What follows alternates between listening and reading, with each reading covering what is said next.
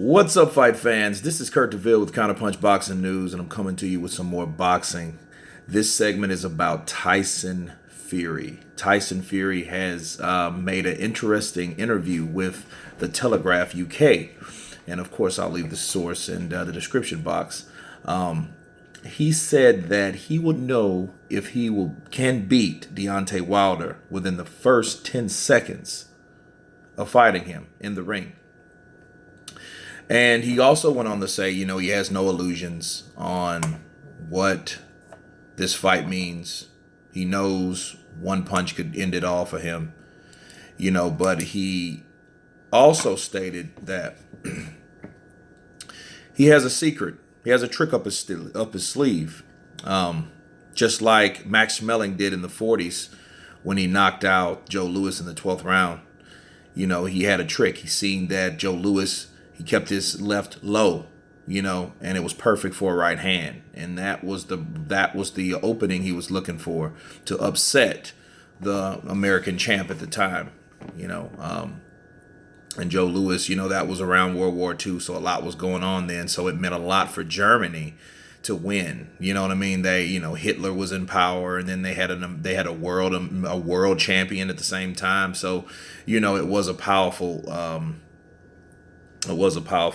effect.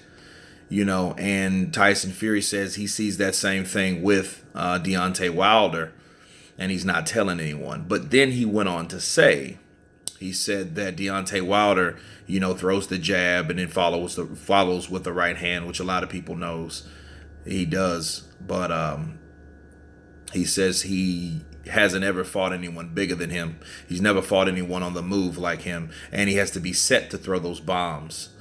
And he said this will actually be more of a humiliating fight than the Klitschko fight. So let me counterpunch this, guys.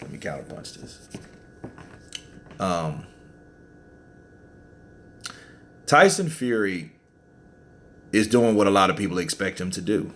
Box his way to a victory. Outbox Deontay Wilder. Stay on the move. Stick the jab in his face. Use his strength, his size, his reach. Frustrate Deontay Wilder to the point where it's either he gets desperate or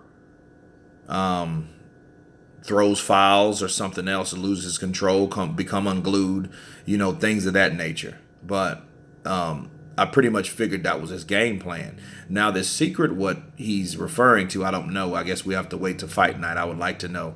But it seems like he's already told the secret. You know what I mean? Stay on the move. Deontay hasn't fought anyone taller than him, and he's not accustomed to punching upward. That reminds me of David Tua with Lewis. David Tua could knock your head off, but he wasn't accustomed to fighting guys that much taller than him. Like Lewis was 6'5", and he was only, 5'10", 5'9" even. I don't even think he was even 5'10". But that is a difference when you're fighting someone taller, of how your punches affect, and the angle where they're thrown and where they land. So I get that. But if he's going to make this humiliating, he's going to make this a chess match. People are going to boo. People are going to piss and moan. It's going to be a lot of that. But that's what he has to do to win. I don't see him knocking out Deontay Wilder. I don't see him. He said he's going to go to the body with a body shot, and open up his body. I don't know if that can happen. But anything, this is boxing, right? This is boxing. So, I don't know. It's interesting to say that, when I first read the title, I read okay, the first 10 seconds, you'll know if you can beat a person. I don't know, because if I was just going on the strength of that, I'm like, he could take your head off with one punch. But Deontay Wilder does have a similar pattern. When he hits you, that's when he starts windmilling you. He starts those barrage of punches coming from all types of crazy angles, and they're all dangerous.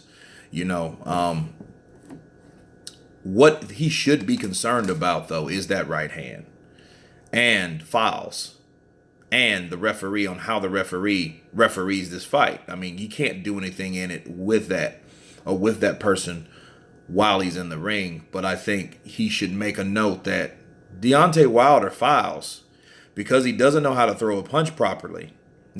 Or let's put it this way. A lot of the punches he throws, especially when he gets someone hurt, he throws them behind the head. Not on the sides, not in the front, but behind the head. He throws constant rabbit punches. And I know he does that a lot because, he gets emotional. He gets crunk.